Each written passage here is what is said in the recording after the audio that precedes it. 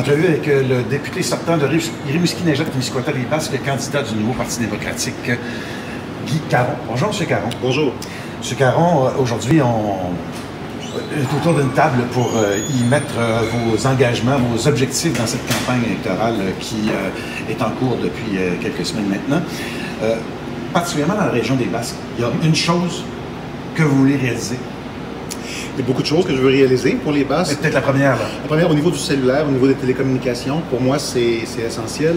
Il y a 13 municipalités dans la circonscription, incluant Saint-Mathieu et Saint-Rita, qui n'ont pratiquement pas de couverture, et celle de Saint-Simon était très déficiente jusqu'à tout récemment, qui n'ont que peu ou pas de couverture cellulaire. La question d'Internet à haute vitesse est aussi problématique. Et une des raisons, c'est le fait que TELUS investit largement et utilise les programmes fédéraux pour Internet à haute vitesse, mais Bell ne les utilise pas. Ces programmes sont largement tributaires de l'intérêt des compagnies de télécommunications. Et Bell ne semble manifestement pas intéressé à profiter de cette manne-là et d'investir également de son côté pour développer l'Internet à haute vitesse. Au niveau du cellulaire, c'est le même problème aussi où on a des besoins dans les Basques et dans le Témiscouata également pour des tours cellulaires. Et malheureusement, il semble que l'intérêt n'y est pas du côté de Bell. Comment vous allez faire pour briser, je dirais, ce cycle-là? Au niveau d'Internet à haute vitesse, les investissements sont là, l'argent est là.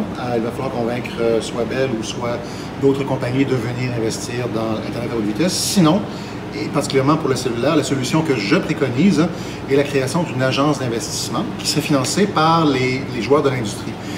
Une des raisons pour lesquelles Bell ne veut pas investir, c'est qu'il encourrait tous les risques au niveau des investissements en infrastructure, mais en permettant à d'autres joueurs comme Rogers et Vidéotron d'en retirer les fruits au bout du compte, étant donné qu'ils pourront utiliser également cette tour.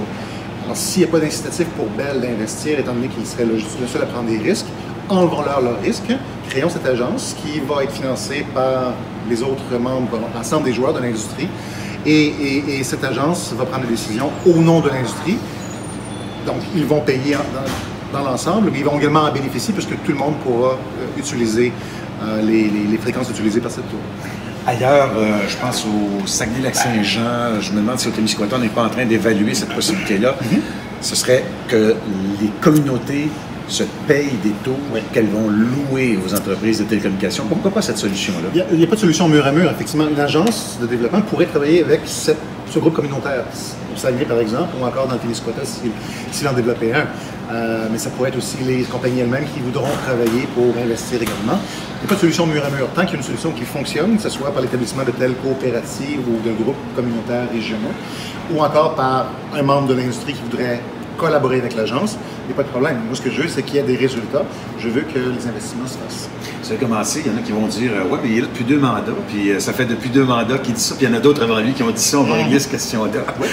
Qu'est-ce qui nous garantit que vous allez réussir cette fois-là? Il n'y a pas de baguette magique. Les conservateurs et les libéraux ont investi dans le passé au niveau de l'Internet à haute vitesse. On ne peut pas le nier, il y a des programmes qui existaient. Le plus récent, c'est branché pour rénover. Au niveau du cellulaire, il n'y a jamais eu d'investissement.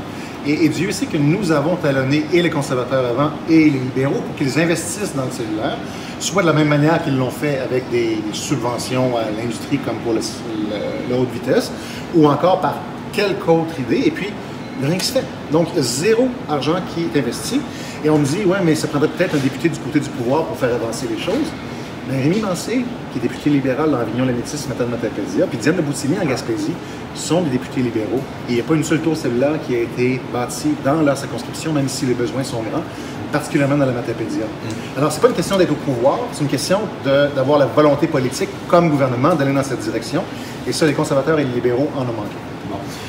Vous avez dit il y a nombre de dossiers qui vous intéressent dans les Basques. Celui-là, c'est peut-être un des ceux dont on entend le plus parler. Les autres qui vous interpellent? Il y a plusieurs autres dossiers. La question de la gestion de l'offre également qui va toucher les Basques en raison des productions agricoles.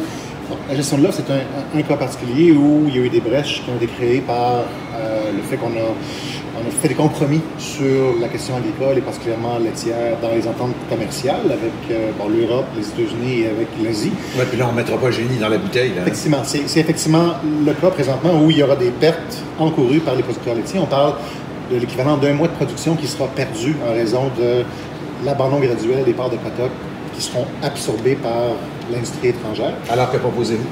Pour l'instant, en premier lieu, on voudrait que les compensations soient versées immédiatement, plutôt que d'attendre après l'élection et de proposer comme promesse électorale, comme les libéraux l'ont fait. Le deuxième, c'est qu'il va falloir commencer à entamer une réflexion sur la place de l'agriculture dans le commerce international. On a une exception pour la culture. On refuse que la culture fasse partie de ce qu'on va laisser aller dans des négociations. Je pense qu'il faut commencer à penser à l'agriculture de la même manière. Pas pour être protectionniste, mais pour s'assurer que si on veut penser en fonction de la sécurité alimentaire dont on a besoin comme pays, bien, il faut agir en conséquence. Et de pouvoir s'assurer qu'on ne donne pas l'ensemble de l'agriculture en pâture aux ententes commerciales. Donc, rouvrir l'entente qu'on a eue avec les États-Unis? Possiblement, mais à tout le moins d'arrêter de juste donner ça comme élément sur la table, comme outil, comme jeton d'échange pour d'autres choses. Si on veut vraiment parler en termes de sécurité alimentaire, il va falloir commencer à agir en conséquence. C'est pas une mauvaise chose d'avoir des produits de l'étranger qui viennent. Ça nous assure une diversité. Je pense pas que le Canada est un grand producteur de bananes ou d'oranges.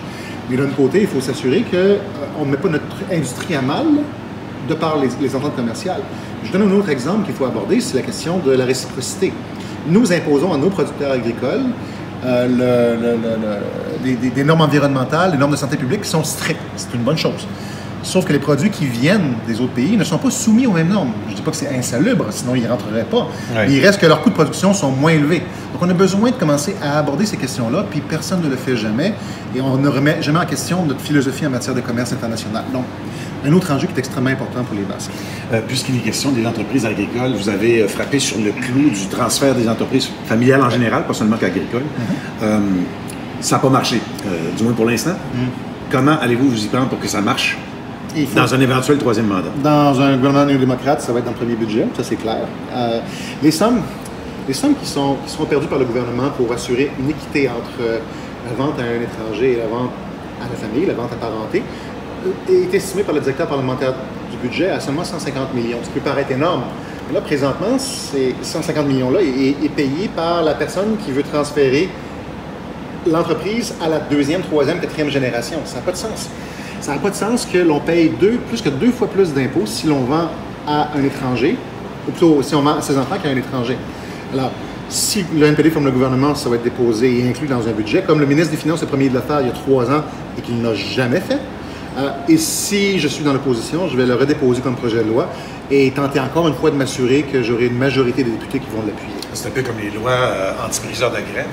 Il y a eu de floppé de projets de loi depuis une quarantaine d'années, puis ça n'a jamais passé au fédéral. Je trouve que ce cas-ci, j'étais à 7 députés de pouvoir le faire adopter. On est proche, on est vraiment proche. Et le travail que j'avais fait pour le faire adopter, j'avais réussi à obtenir l'assentiment de 25 députés libéraux. Et au bout du compte, lorsque le ministre des Finances a dit que ça va coûter beaucoup trop cher, ça va nous coûter 1 milliard, ce qui n'était pas vrai, ben là, j'ai perdu à peu près une quinzaine de députés libéraux qui se sont dit « je veux être responsable ». Je me suis fait promettre que le ministre allait en inclure une disposition dans un prochain budget. Alors, je l'ai voté contre. Ça ne s'est jamais réalisé. Donc, ça fait mentir. Ça peut toucher combien d'entreprises ici? C'est difficile d'estimer en termes de nombre d'entreprises. Il y a beaucoup de transferts qui se déroulent présentement, mais pour l'ensemble du Québec et du Canada, on parlait entre 2012 et 2025 de 60% des PME et des femmes familiales qui allaient rechercher un transfert. Alors, on parle de plus de la moitié des propriétés actuelles. D'autres dossiers qui vous préoccupent particulièrement dans les bases? Il y aura la question de la forêt jusqu'à un certain point qui... on n'en a pas beaucoup parlé présentement parce que la conjoncture est quand même assez favorable. Mais s'il fallait que le prix commence à chuter, bien à ce moment-là, ça va être extrêmement difficile pour nos industries qui sont toujours soumises à une taxe. Une taxe compensatoire, si l'on veut, de la part des États-Unis. Donc, il faudrait que le Canada puisse assurer l'industrie dès maintenant qu'elle sera là pour un plan B, dans le cas où, effectivement, il y aura une perte significative due à cette taxe compensatoire. Alors, on sait que la dernière fois, c'est Québec qui avait ouvert les le Canada a refusé de le faire pendant très, très longtemps et a laissé l'industrie dans l'incertitude pendant plus d'1 an. Alors, pour nous, c'est inconcevable. On doit au moins assurer une certitude à l'industrie. Ça, c'est un autre élément. Je vais aborder durant la campagne des questions qui sont liées aux infrastructures, particulièrement du fait que les communautés, les municipalités recevront dans les prochaines années très peu de subventions fédérales au niveau des infrastructures, en raison de la manière dont le nouveau programme libéral a été construit et qui place le gros des investissements après, non pas cette élection-ci, mais l'élection suivante en 2023. La question du transport dans l'Est est toujours problématique également et je vais en faire un thème de campagne. On comprend entre les lignes que l'adversaire pour vous, ce ne sont pas les conservateurs, mais bien les libéraux. Bien, écoutez... Vous êtes un peu dans les mêmes plates-bandes, hein? j'ai pas vraiment d'adversaire, je dirais. C'est le plan que je veux mettre de l'avant. C'est vraiment l'expérience que j'ai comme député depuis 8 ans et demi qui m'a montré que ce sont les enjeux qui sont prioritaires pour la région. Puis je refuse de faire ce que je vois les autres candidats faire, c'est-à-dire d'attendre que leur chef dise quelque chose pour renvoyer un communiqué de presse pour redire la même chose au point de vue local. Ça nous prend des initiatives locales qui reflètent, oui, le programme national, mais qui sont adaptées aux réalités des régions. C'est ce que je veux faire. Et les enjeux que j'ai soulevés jusqu'ici et que je veux continuer à soulever sont des enjeux qui ont une portée régionale et qui sont nécessaires ici. Guy Caron, député sortant de Rimouski-Neigette-Témiscouata-les-Basques, candidat néo-démocrate aux élections du 21 octobre 2019. Merci beaucoup. Merci beaucoup. Bonne campagne. Merci.